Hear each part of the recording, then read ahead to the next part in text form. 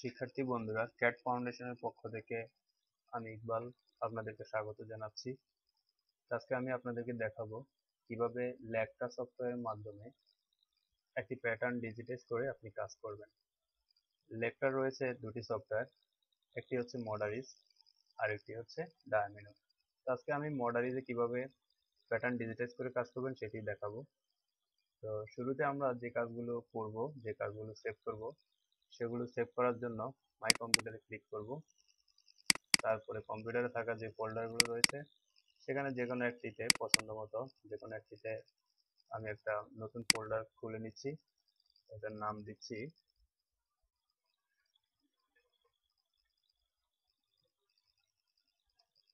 দিচ্ছি new new pattern, DOUBLE new pattern. এখন যে কাজগুলো আপনাদেরকে দেখাবো সেগুলো সবকিছুই এখানে আমরা সেভ করব। তো চলুন আমরা কাজে ফিরে যাই। প্রথম কথা হচ্ছে লেকটা সফটওয়্যারে কাজ করার জন্য মডারিস এবং ডায়ামিনো সফটওয়্যার দুটি আপনার কম্পিউটারে ইনস্টল থাকতে হবে। এতে করে আপনারা প্র্যাকটিস করতে পারবেন, কাজ করতে পারবেন। তো মডারিস যে সিম্বলটি রয়েছে এটিতে ডাবল ক্লিক করব।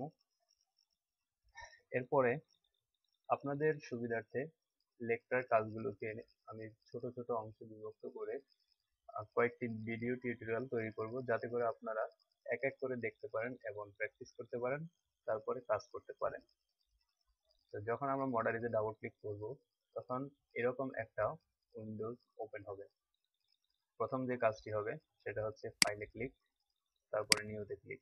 এখন আমার যে স্টাইলের নাম, সেই স্টাইলের নামটি আমি এখানে ইনপুট করব। স্টাইলের নামটা ধরুন আমি দিলাম ইকবাল, নিজের নামে প্রমোট করলাম আর কি। আপনাদেরও যখন সুযোগ হবে তখন নিজের নামটা এভাবে প্রমোট করে নেবেন। তারপর স্টাইলের নামটা দিয়ে কিবোর্ডের এন্টার বাটনে প্রেস করবেন। এখন যে উইন্ডোটা ওপেন হলো এটির নাম হচ্ছে মডেল, পুরোটার নাম হচ্ছে মডেল। এখানে যদি মাউস ধরি তাহলে এই জায়গাটা খেয়াল করবেন, নামটা শো করছে, যে নামটা আমরা একটু আগে দিলাম ইকবাল নামটা। এখন ডিসপ্লেতে ক্লিক, টাইটেল ব্লকে ক্লিক। আপনারা এখানে দেখতে পাচ্ছেন কিছু অংশ নিচে চলে গেছে, স্ক্রিনের পুরোপুরি দেখাচ্ছে না। সেক্ষেত্রে কিবোর্ডের হোম বাটনে প্রেস করবেন, তাহলে পুরো জিনিসটাই দেখাবে। এখানে নেমের ঘরে দেখা যাচ্ছে ইকবাল লেখা আছে। তারপরে যে কাজটা করতে হবে, একটা স্টাইলে অনেকগুলো সাইজ থাকে আপনারা জানেন। এখন আমরা সাইজগুলো এখানে কিভাবে দিব সেটি আপনাদেরকে দেখাচ্ছি। সাইজগুলো ইনপুট করার আগে আমাদেরকে সাইজগুলো নোটপ্যাডের মাধ্যমে তৈরি করতে হবে। তো আমি চলে যাই নোটপ্যাডে।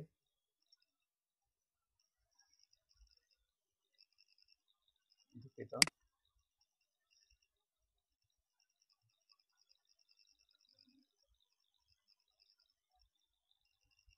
নোটপ্যাড ওপেন করলাম। এরপরে এখানে লিখতে হবে আলফা স্মল লেটারে। তারপরে আমরা যে সাইজটি দিব, এখানে আমরা একটা সাইজ স্প্রেড শিটে দেখে আসি যে আমরা কি রকম সাইজ দিতে পারি। আপনারা আপনাদের প্রয়োজন অনুসারে সাইজ দিবেন। কিভাবে তৈরি করতে হবে আমি সেটি দেখাচ্ছি। এটি একটি সাইজ স্পেক। এখানে দেওয়া আছে 36 থেকে 50 পর্যন্ত সাইজগুলো। এখানে দেখুন 36 থেকে 50।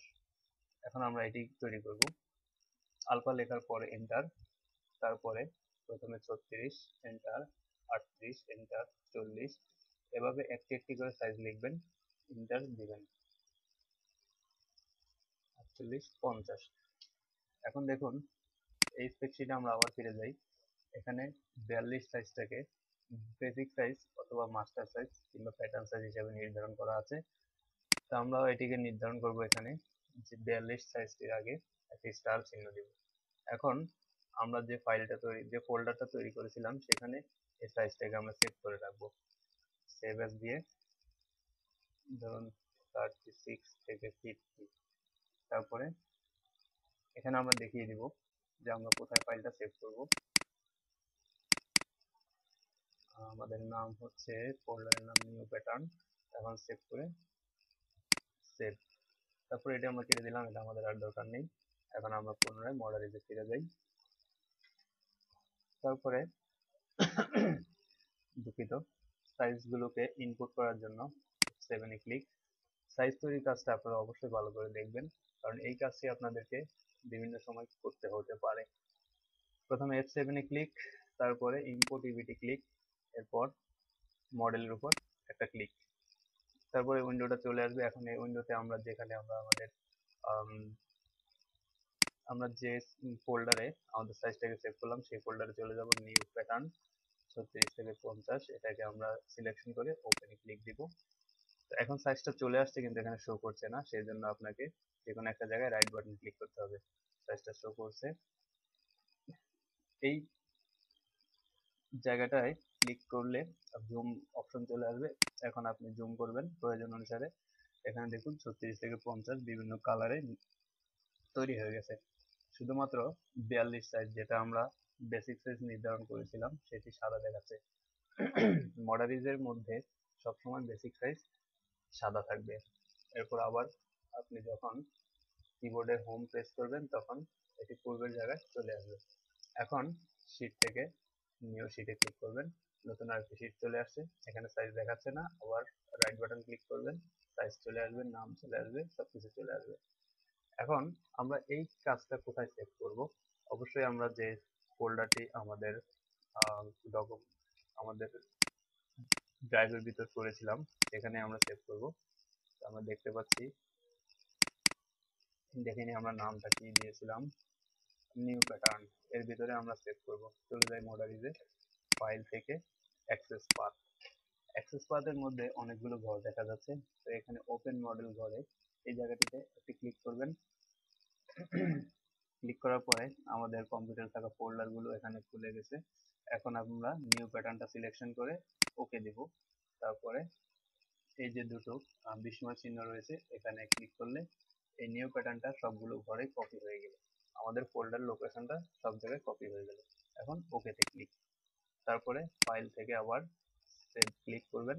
এখন ফাইলটা সেভ হয়ে গেছে। তার পরবর্তীতে আবার শিওর হওয়ার জন্য, নিশ্চিত হওয়ার জন্য ফাইল থেকে আবার সেভে ক্লিক করবেন, এরপর কন্টিনিউ। এভাবে আপনি যতবার সেভ করবেন কন্টিনিউ বাটনে ক্লিক করবেন, তাতে সেভ হয়ে যাবে সর্বশেষ কাজটি। তো যাই হোক, এখন F1 এ ক্লিক। F1 এ ক্লিক করার পরে এখানে একটা ডিজিট বাটন রয়েছে, যেটা স্ক্রিন ছোট থাকার কারণে নিচে চলে গেছে। এরকম যদি সমস্যা হয় তখন উপরে যে কোনো একটা বাটন ক্লোজ করে দিবেন, তাহলে শো করবে। হ্যাঁ, চলে আসছে ডিজিট বাটন। এখানে ক্লিক করবো আমরা।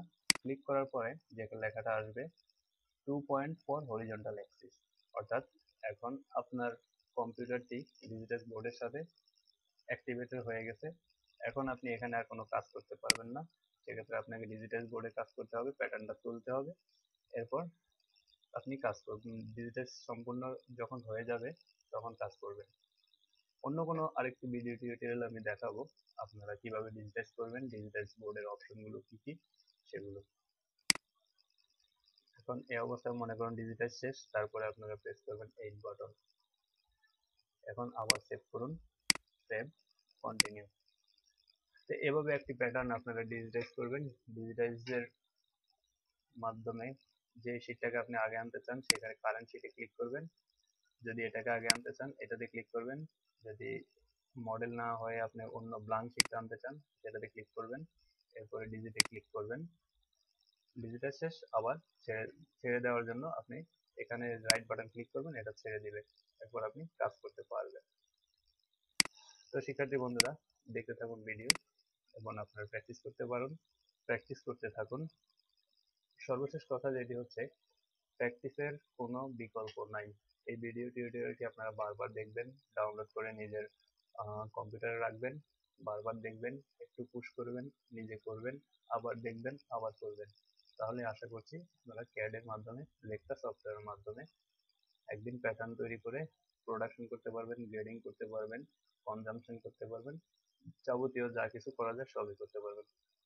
তো পরবর্তী ভিডিও টিউটোরিয়ালের জন্য অপেক্ষায় থাকুন। ততক্ষণ পর্যন্ত আল্লাহ হাফেজ।